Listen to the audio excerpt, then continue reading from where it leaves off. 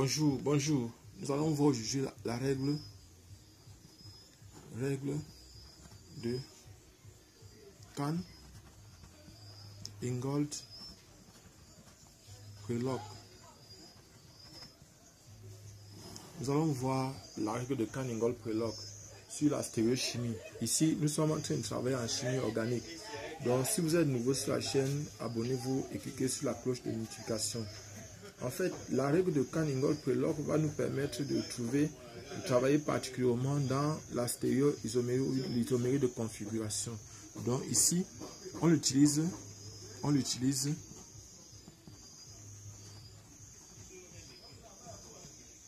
dans l'isomérie de configuration. Dans l'isomérie de configuration. Donc ici, ça peut être E ou Z ou encore R ou S. Donc, on va prendre un exemple. On va donner, par exemple, ce qu'il faut savoir, c'est que quoi? C'est que cette règle stipule que, dans la règle, cette règle stipule que, en fait, on classe les substituants.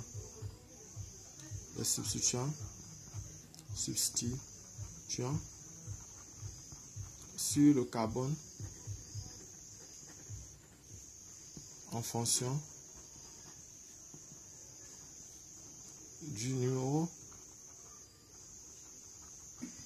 atomique Z de l'élément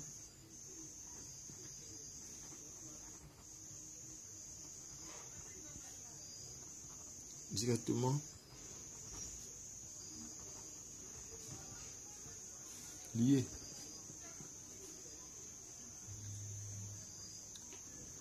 au carbone considéré.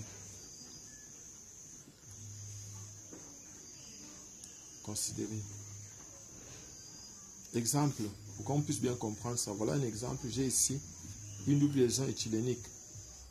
J'ai par exemple ici là, si j'ai par exemple ici, prenons, j'ai peut-être ici là, j'ai C ici. Ici j'ai N, ici j'ai un O, ici j'ai par exemple un C. Alors, n'oubliez pas, selon cette règle de Kahn, Ingold, Prelog, ici le C c'est 6. Son numéro atomique Z de C c'est 6. Alors que Z de N c'est 7. Donc, on va mettre les autres liaisons. Ici là, il y a, donc, ici là, il y a une autre liaison. Ici là, il y a, donc c'est 4 liaisons au total. Ici, on a les 4 liaisons. Donc ici, là, on aura donc le 1 ici et le 2 ici. Alors que ici, là, ça sera le 1 plutôt sur l'atome d'oxygène et le 2 sur l'atome de carbone.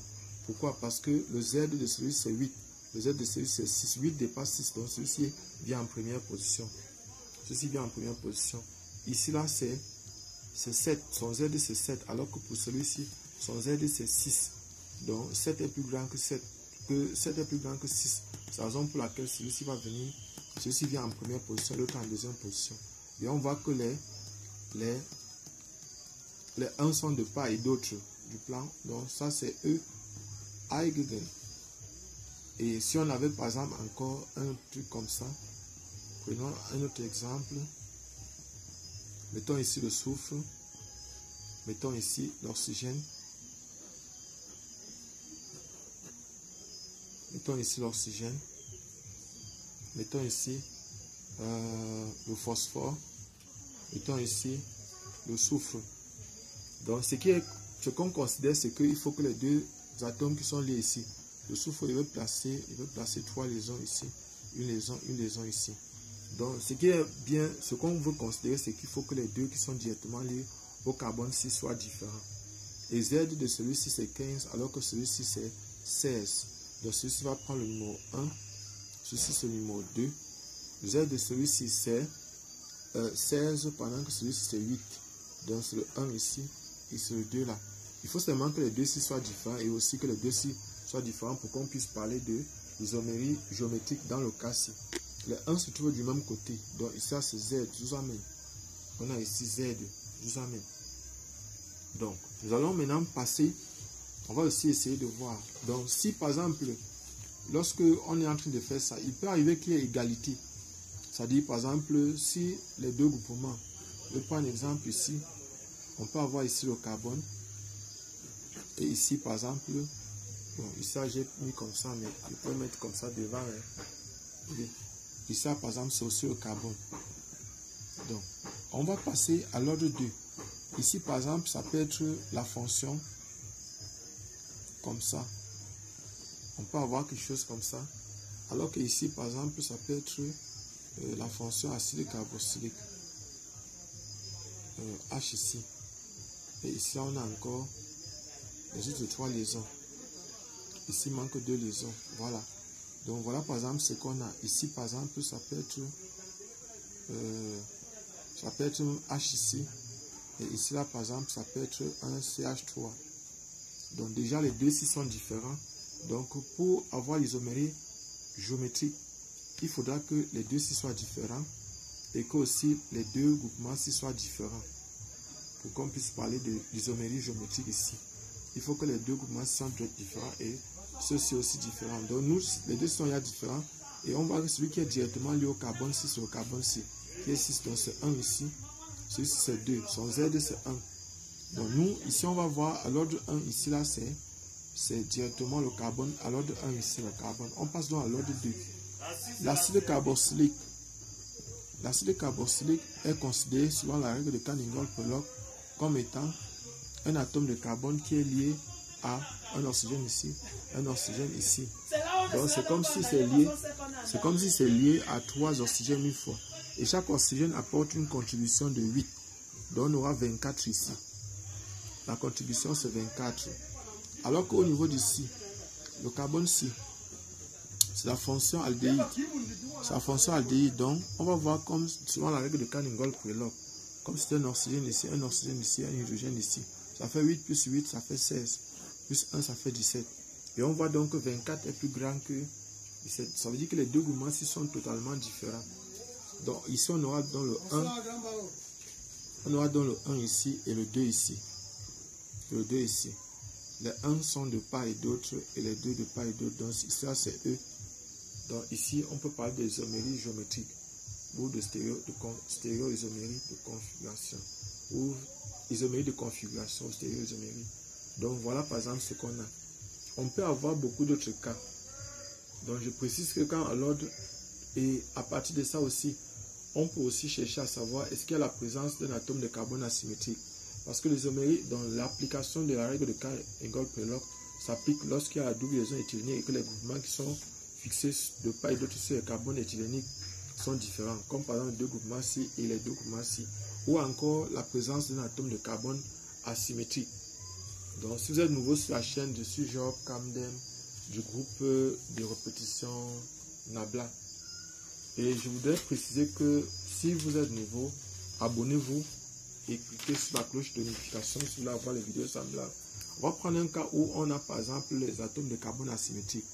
Ici par exemple, voici l'atome de carbone. Voici l'atome de carbone qui est placé. Un atome de carbone asymétrique, c'est un atome de carbone qui est lié à 4 groupements différents. C'est un carbone tétraédrique. Donc ici par exemple, mettons CH3. Mettons ici par exemple NH2. Mettons ici par exemple OH. Mettons par exemple ici H. Vous voyez vous-même que les 4 groupements sont différents. Celui-ci est différent de celui-ci qui est différent de celui-ci qui est différent de celui-ci. Et ici, celui qui a le plus grand Z, le Z, le numéro atomique de l'oxygène c'est 8. Celui-ci c'est 7, c'est 6, c'est 1. Donc celui-ci vient déjà en 4e position, le dernier. Et maintenant, le 1 c'est l'oxygène. Voilà, le 1 c'est l'oxygène. Le 2 c'est l'azote. Et le 3 c'est le carbone. Donc ici, on aura ce qu'on appelle 1, 2, 3. Et le plus faible groupement ici est placé derrière. Donc, nous sommes dans le cas ici de 1, 2, 3. 1, 2, 3. Ça, c'est S. On a S ici. Et ici, par exemple, nous sommes toujours dans l'application de la règle de Canning-Gold-Prelog. Nous, on peut placer son image. L'image de celui-ci, ça sera à travers un miroir plan. Donc, ça, c'est un miroir plan. Et ça, c'est CH3. Ici, c'est C. Ici, c'est NH2. Ici c'est OH. Ici c'est H. Ici c'est H. Donc voilà par exemple ce que nous avons. Donc nous avons ici 1. Ici c'est 2. Ici c'est 3. Ici c'est 4. Donc on a ici 1, 2, 3, 4. On est dans le sens des aiguilles d'une montre. Et dans le sens des aiguilles d'une montre, on va appeler ça R. Et les deux ci sont souvent considérés comme étant des énantiomères. Ce sont des énantiomères, c'est-à-dire ce sont des molécules qui ont la même formule brute, la même formule semi-développée, et dont l'une est image de l'autre à travers un miroir plan. Et les deux molécules ne sont pas superposables. Donc voilà par exemple, on peut continuer avec la règle de Canning-Gold-Prelog, avec par exemple des cas. Mais nous, on va s'arrêter dans le cadre de ce cours comme ça. Donc, vous pouvez aller sur notre chaîne YouTube et trouver les vidéos semblables à celle-ci. Je suis Job Kamdem du groupe de répétition Nabla. Si vous avez besoin de vidéos comme ça, faites-nous signe. Faites-nous part de cela. On va vous parler dans les prochaines vidéos de la notion d'énantiomérie, de la notion de diastéréoisomérie, de la notion d'épimérie. Bref, en fait, vous aurez par exemple beaucoup d'autres cas, beaucoup d'autres exemples. Allez dans notre chaîne YouTube, regardez d'autres vidéos que nous avons sorties et qui peuvent mieux vous permettre de comprendre ce cours. Merci.